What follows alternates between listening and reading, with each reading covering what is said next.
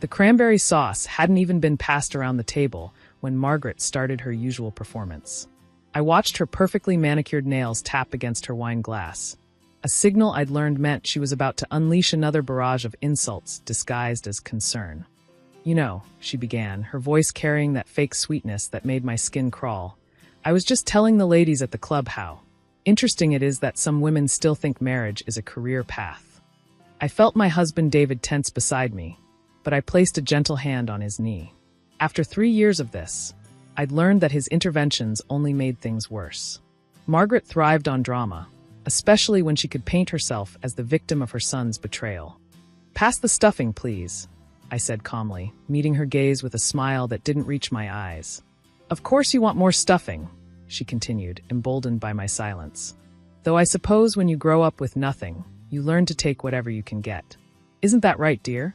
My sister-in-law Jennifer snickered from across the table, while her husband Paul suddenly became very interested in his mashed potatoes. Even David's father, Robert, just continued eating as if his wife hadn't just insulted me in front of the entire family. The truth was, I had grown up with very little. My mother raised me alone after my father died when I was 7, working 3 jobs to keep a roof over our heads. But what Margaret didn't know, what none of them knew, was that I'd turned that hardship into hunger. Not for food or material things, but for security. Real security. "Actually, Margaret," I said, setting down my fork, "I've been meaning to discuss something with you." She raised an eyebrow, clearly delighted that I was finally engaging. "Oh, finally ready to admit what we all know? That you targeted my David because of his success." I reached into my purse, which I'd strategically placed beside my chair. The manila envelope felt heavy in my hands, weighted with 3 years of careful planning and patience. "You're right about one thing," I said, standing up slowly. "I did target something, but it wasn't David." The room fell silent. Even Jennifer stopped mid-chew. "You see, when I was building my real estate investment portfolio, before I met David, by the way, I was particularly interested in undervalued properties in established neighborhoods. Properties where the owners might be, shall we say, motivated to sell quickly and quietly." Margaret's face began to pale. "What are you talking about?" I pulled out the deed and laid it on the table between the turkey and the green beans. "I'm talking about 42 Willowbrook Lane. Your house, Margaret. Or rather, my house that you've been living in for the past 3 years." "That's impossible," Robert finally spoke up, his voice cracking.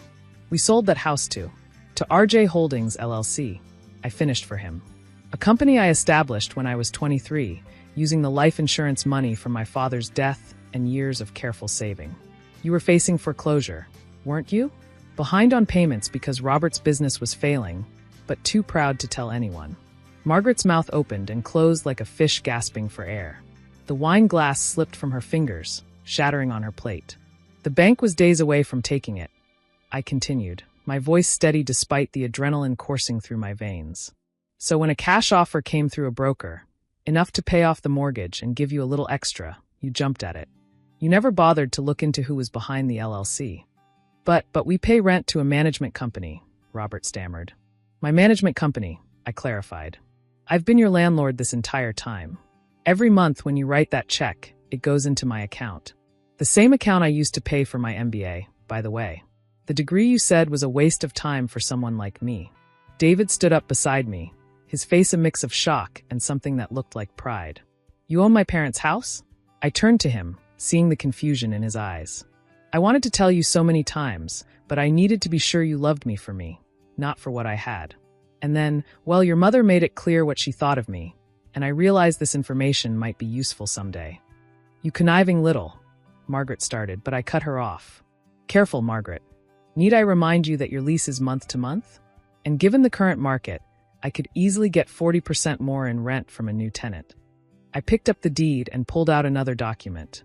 "This is a record of all the rent payments. You've never been late, I'll give you that. But you've also never maintained the property as required by your lease. The fence, the garage door, the water heater that I had to replace last year, all violations." Jennifer found her voice. "This is blackmail." "No," I said calmly, "this is business.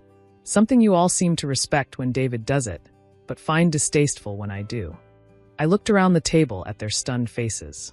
For 3 years, I've sat at this table, in my own house, And listen to you call me a gold digger, a social climber, trash. You've questioned my education, my background, my motives, and my love for David. All while living under my roof.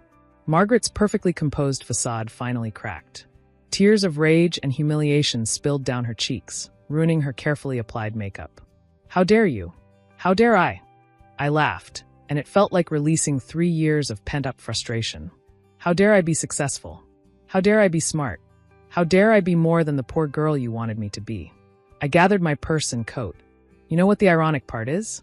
I bought this house planning to give it to you as a wedding gift. I thought if you knew I could take care of myself, maybe you'd accept me. But then I met you, and you made it clear that nothing I did would ever be enough. David grabbed his coat too. Where are you going? We're leaving, I said firmly. I won't sit at this table and be insulted anymore. Not in my own property. Your property, Margaret spat. You think that changes anything?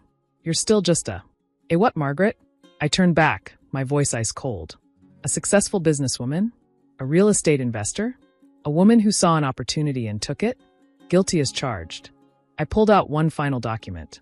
This is a notice of rent increase. Market rate, as allowed by state law. That's an extra $800 a month, starting January 1st. Unless, of course, you'd prefer to find somewhere else to live. I hear the rental market is quite competitive these days. Robert's face had turned an alarming shade of purple. You can't do this. I can and I am.